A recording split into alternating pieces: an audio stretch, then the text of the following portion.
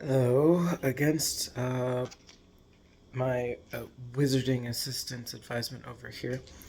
I'm going to attempt to do my weekly check-in with all of you.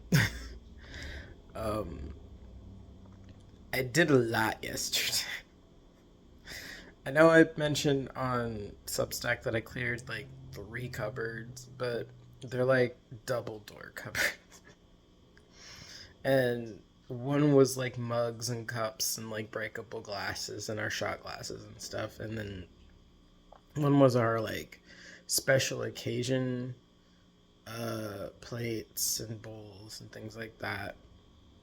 Oh, and platters. And then the other was the tea cupboard. And all those teapots. So we used to hold um, tea parties. Yes, who would have believed it, right?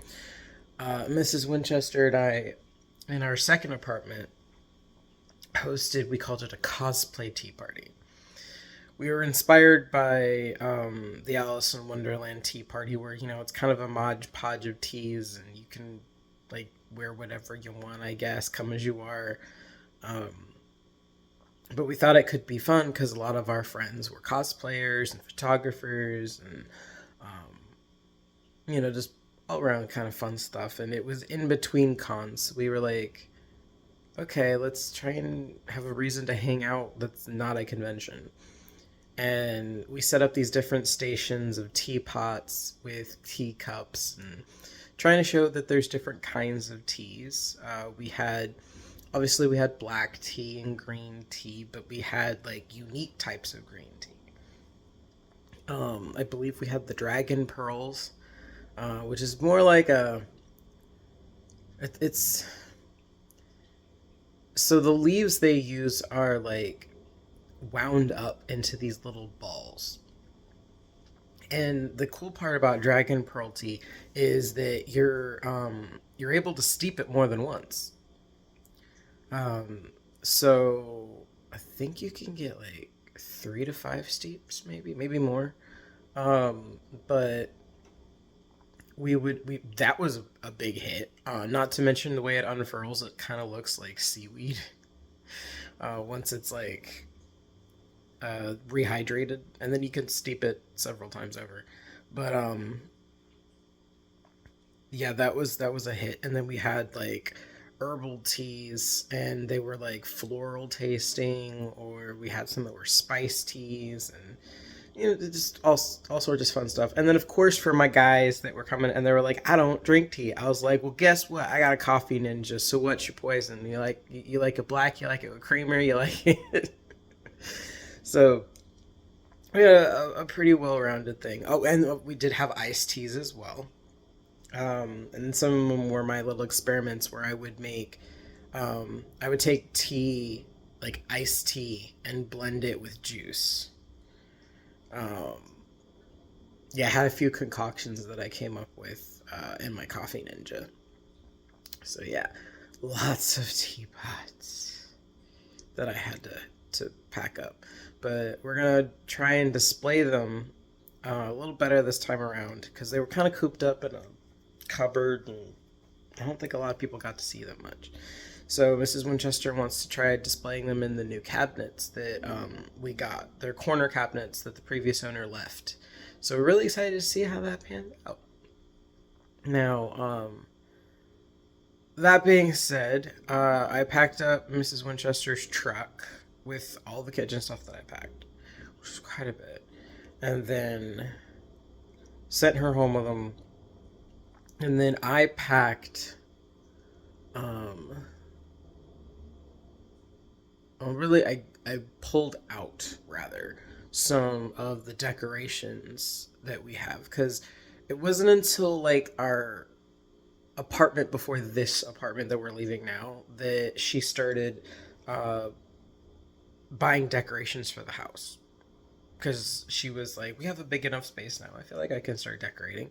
So she started compiling seasonal decorations to change out because that's something that her folks did all the time when she was growing up, and she kind of missed it. And I honestly was like, we never decorated growing up. I was military. We didn't really have that ability, so I'm down for this. Um, I pulled out 4 bins and put those in my car, and then brought over some of Mrs. Winchester's hoodies and sweaters because she hasn't. She's been just trying to make work what she's got, and I feel so bad. But yeah, I loaded that in there, and then I also grabbed a few things for like documents because we just got some stuff sitting on the table. It's a mess. We're so tired, but Miss Winchester came home early because she and her mom finished painting our den, which will become the gamer den. Once everything is fully dry, we're gonna move the couch. You probably saw me sitting on it previously. It's not supposed to be in the front room. It's actually meant for the den because that's gonna be where we're gonna have our video games set up, and that's the couch that we're gonna crash on and stuff like that. So finally seeing that come together, and they've moved to start like painting. I think is what's next. I think she said my mother-in-law said she's gonna try and come back Thursday and finish that up, and then hopefully by the weekend we'll be able to move everything in. Because we're getting it. My wife is borrowing the small truck from work because she works for tile distribution. I think I mentioned that to you guys. Her manager agreed to come over. He says, "I ain't got to move nothing, do I?" She's like, "Nope." He's like, "Cool, I will just drive." We're like, "Abso-fucking-lutely." So we're finally gonna get all that big furniture moved because that's been a nightmare and a half. Because I mean, we're halfway through the month and so much is still over there. We can't clean. We can't store things here because we don't have the things to store them in. Mrs. Winchester misses her TV and her artwork because it gets along with the Roku a lot more than the new TV that we got. Brand new TV from Grandma.